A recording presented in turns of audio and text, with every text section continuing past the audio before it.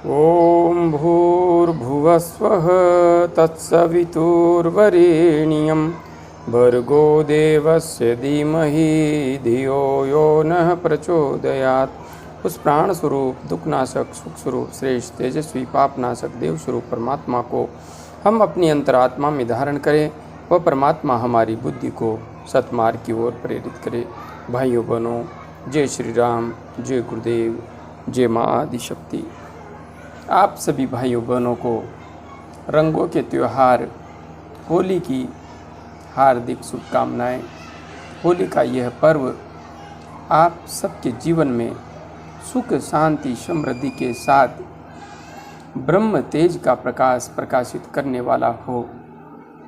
इन्हीं शुभकामनाओं के साथ मैं आप सबसे होली के इस पर्व पर एक आग्रह कर रहा हूँ, निवेदन कर रहा हूँ कि आप सब अपने अंतस्थ में एक संकल्प धारण करें कि हम जात पात ऊंच नीच भेदभाव के नाम पर सनातन संस्कृति को कमज़ोर नहीं करेंगे। हम माँ भारती के गौरव के लिए, मानवता के विकास के लिए, मानवीय मूल्यों की स्थापना के लिए एक विज्ञानपूर्ण आध्यात्मिक स्थिति को समझने का प्रयास करेंगे।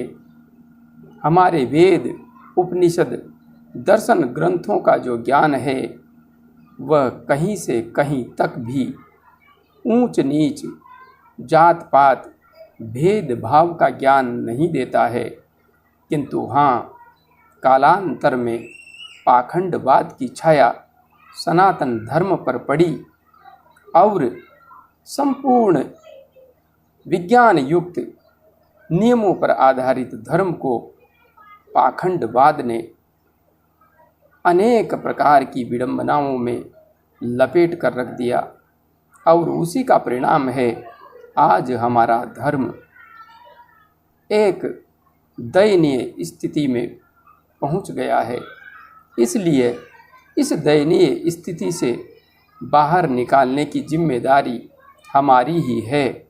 और जब हम धर्म को उसके मूल सिद्धांतों के आधार पर समझेंगे, वास्तविक सिद्धांतों के आधार पर समझेंगे, तभी बाहर निकाल सकते हैं। क्योंकि पाखंडवाद कभी नहीं चाहता कि धर्म सत्य की राह पर चले और पाखंड और सत्य कभी साथ नहीं चल सकते।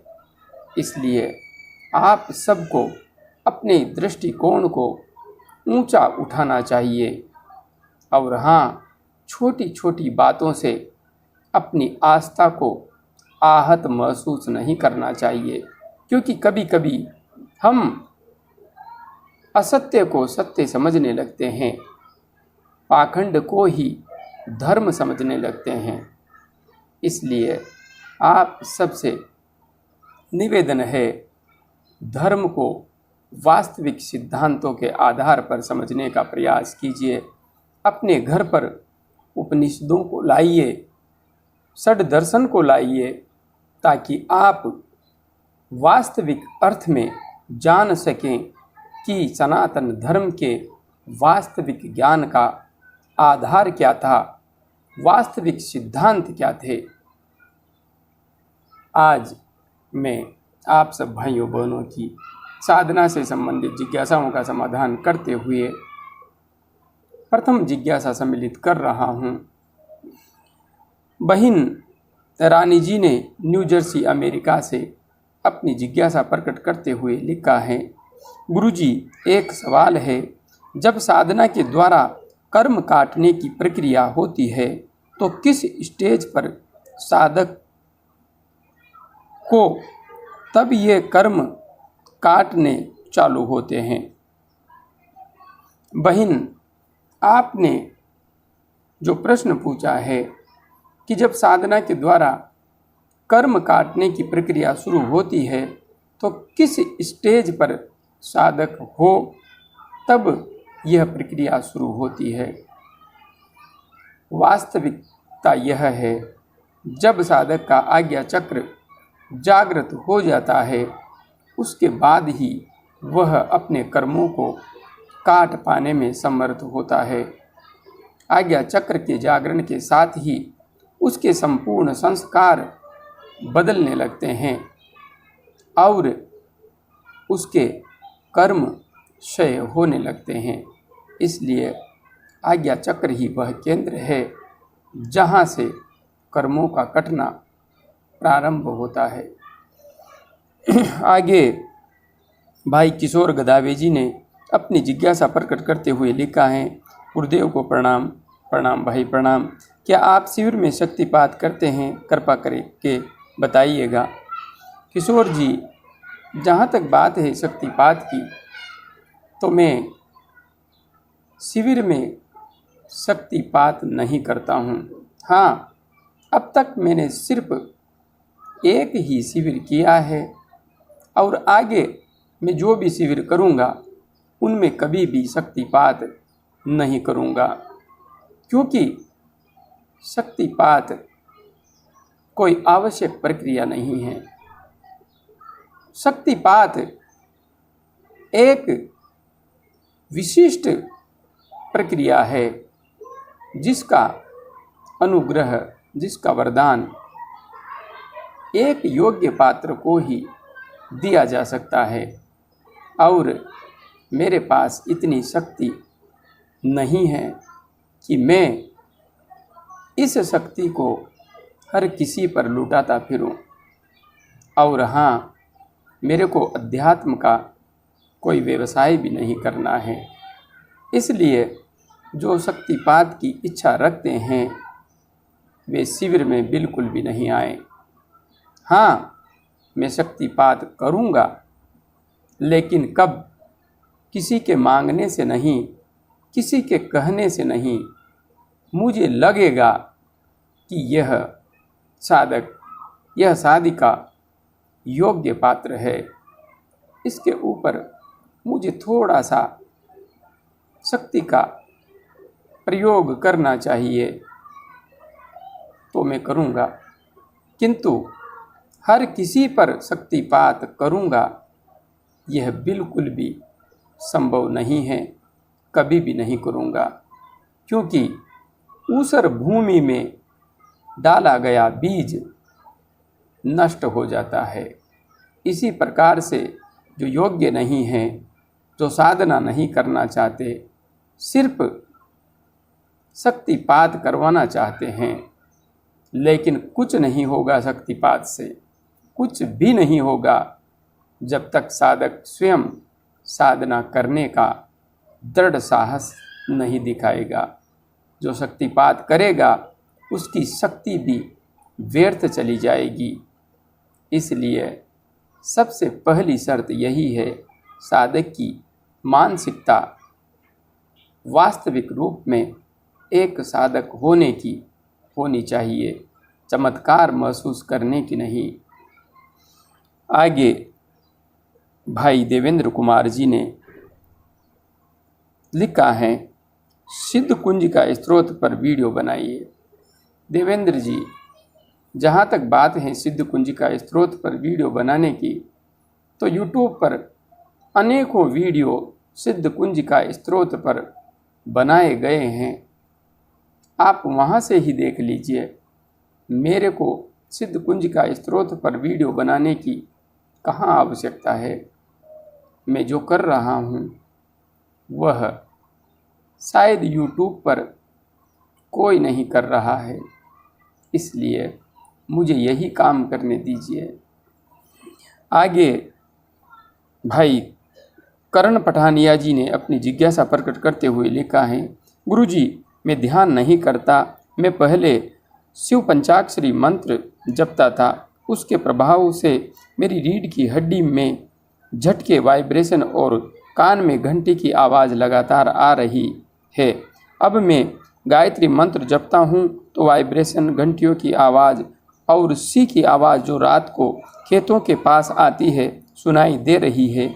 ये क्या है, कृपया बताएं। भाई कृष्ण पठानिया जी, आपने जो अपनी स्थिति प्रकट की है कि आप ध्यान नहीं करते, शिव पंचाक्षरी मंत्र का जप करते थे और अब गायत्री मंत्र का जप कर रहे हैं। शिव पंचाक्षरी मंत्र का जप करते हुए आपको रीढ़ की हड्डी में झटके लगते थे, वाइब्रेशन होता था, कान में घंटी की आवाज़ आती थी।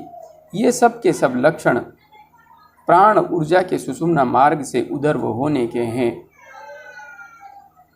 आप मंत्र जप कर रहे थे तो आपकी कुंडलिनी ऊर्जा पर, आपकी प्राण ऊर्जा पर मंत्र शक्ति क्रिया करने लगी थी और क्रिया कर रही है। इसी की वजह से आपको ये सब लक्षण आ रहे हैं। आप सोचते हैं कि आप ध्यान नहीं करते थे, मंत्र जप करते थे तो कहीं पर तो ध्यान को एकाग्र करते होंगे, आंखें बंद करके बस ध्यान वही हो गया और मंत्र जप के प्रभाव से आपके अंतस्थ में शब्द ध्वनि की वजह से नाद जागृत होने लगा। उसी के परिणाम स्वरूप आपके स्वर भी सम होने लगे और हाँ, आपका प्राण सुषुम्ना मार्ग से प्रवाहित होने लगा। इसी की वजह से झटके आ रहे हैं, वाइब्रेशन हो रहा है और हाँ, कान में घंटी की आवाज़ आ रही है।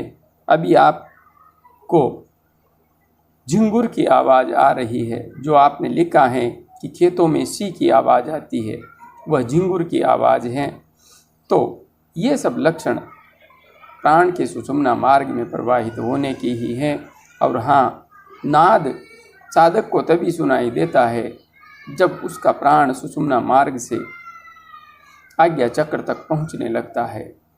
इसलिए जो कुछ आपने लिखा है, यदि आपके साथ ऐसा ही घटित हो रहा है तो आपका प्राण सुषुम्ना मार्ग से आज्ञा चक्र तक पहुंच चुका है।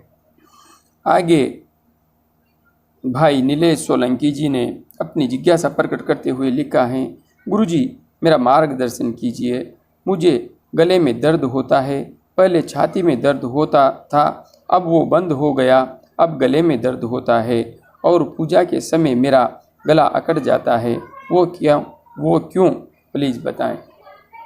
भाई नीलेश जी, आपने जो अपनी स्थिति प्रकट की है उसके अनुसार आपने लिखा है कि आपको गले में दर्द होता है, पहले छाती में दर्द होता था।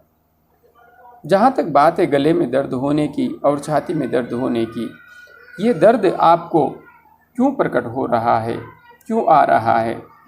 इसलिए कि आप पूजा पाठ मंत्र जप तो कर रहे हैं, किंतु मंत्र जप करने से पूर्व जो प्राण की गति व्यवस्थित करनी होती है, आप वह नहीं कर रहे हैं। इसी की वजह से आपको ये लक्षण प्रकट हो रहे हैं। इसलिए इन सब समस्याओं से मुक्त होने के लिए आप हमारे इसी चैनल पर उपलब्ध सुषुम्ना नाड़ी में प्राण का प्रवाह कैसे करें, विशुद्धि चक्र का जागरण कैसे करें, आज्ञा चक्र का जागरण कैसे करें, कम से कम इन 3 वीडियो को अवश्य देख लीजिए। और हाँ, आपके लिए अभी की स्थिति में विशुद्धि चक्र का जागरण कैसे करें, यह वीडियो संपूर्ण समस्याओं का समाधान करने वाला है। इसलिए आप उस वीडियो के अनुसार अपनी साधना को आगे बढ़ाइए, आपकी समस्या शीघ्र ही समाप्त हो जाएगी। आगे भाई सुर साधना जी ने अपनी जिज्ञासा प्रकट करते हुए लिखा है, जय गुरुदेव। गुरुजी, जब ध्यान में बैठते हैं तो दोस्तों की बातें याद करके डर लगता है। दोस्त कहते हैं कि ध्यान में चले जाते हैं तो फिर वापस आने का पता नहीं होता, तो फिर ध्यान में ही रहते हैं, वापस नहीं आ सकते। ये सच है क्या? बताइएगा गुरुजी। भाई सुर साधना जी, आपके जो दोस्त यह कहते हैं कि ध्यान में बैठने पर, ध्यान करने पर ध्यान में गहरे चले जाते हैं और वापस लौटने का पता नहीं होता, तो उन दोस्तों से आप एक प्रश्न पूछना कि तुम सब में से कौन है जो ध्यान में गया और वहाँ से वापस लौट न सका।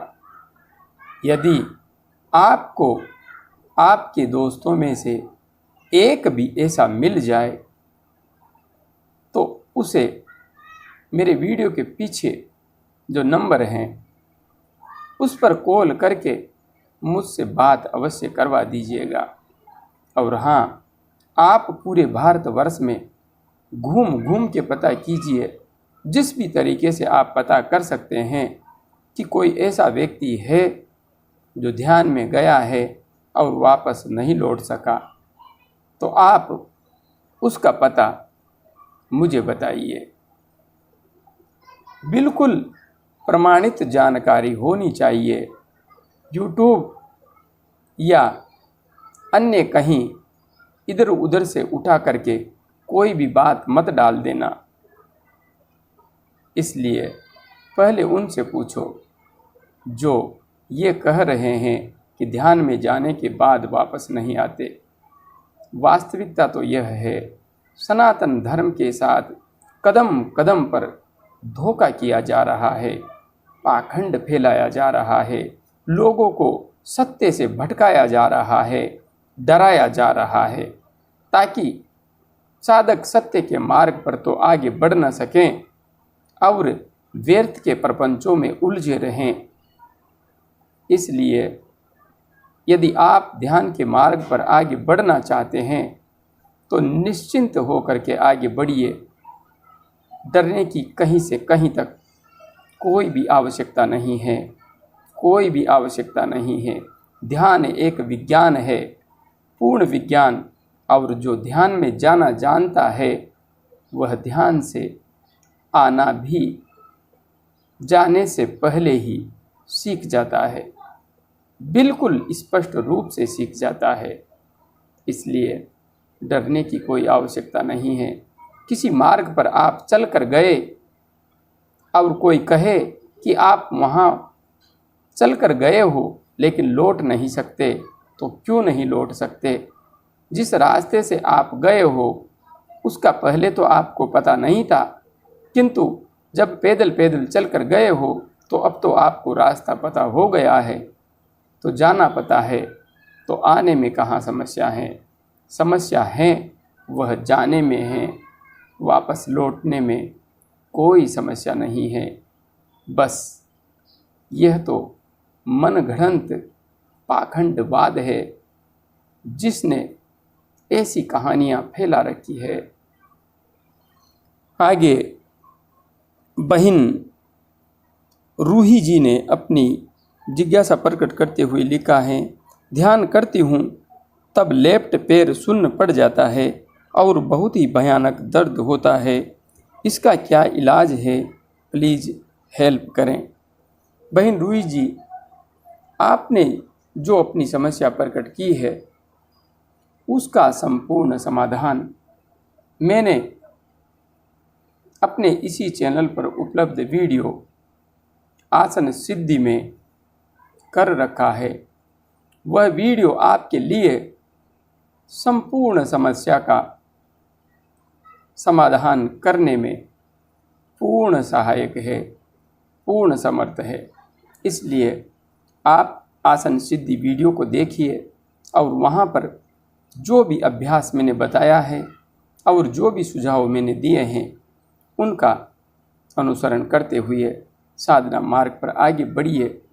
आपकी समस्या शीघ्र ही समाप्त होगी निश्चित रूप से। आज के लिए इतना ही।